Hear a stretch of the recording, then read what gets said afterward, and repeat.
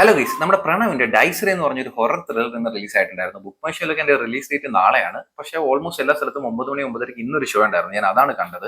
രാഹുൽ സദാശിവനാണ് ഇതിന്റെ ഡയറക്ടർ. നമ്മുടെ ഭൂതകാലം പ്രമേയം സിനിമയൊക്കെ എടുത്തിട്ടുണ്ടായിരുന്നത്. അപ്പൊ ഞാൻ ഒരുപാട് വലിച്ചു നീട്ടുന്നില്ല.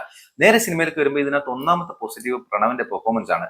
ഒരു രക്ഷയില്ലെന്ന് പറഞ്ഞാൽ പുള്ളിയുടെ കരിയർ ബെസ്റ്റ് ആയിരുന്നു. ഇതിനു മുമ്പ് അഭിനയിച്ച സിനിമകൾ പോലെയൊന്നും അല്ല. പുള്ളിയുടെ ഒരു സ്വാഗ്, ആ ഒരു മാനറിസം, അല്ലെങ്കിൽ ആ പേടി, ഇതൊരു ഹൊറർ സിനിമയാണ്. അപ്പൊ ആ ഒരു പേടി വരുമ്പോഴുള്ള എക്സ്പ്രഷൻ അതൊക്കെ പീക്ക് ലെവലായിരുന്നു. അതേപോലെ ഡബിങ്ങിൽ ആ സൗണ്ടിന്റെ ക്ലാരിറ്റി, ഇതിന്റെ ടോട്ടാലിറ്റിയിൽ പുള്ളിയുടെ പെർഫോമൻസ് വൻ പൊളിയായിരുന്നു.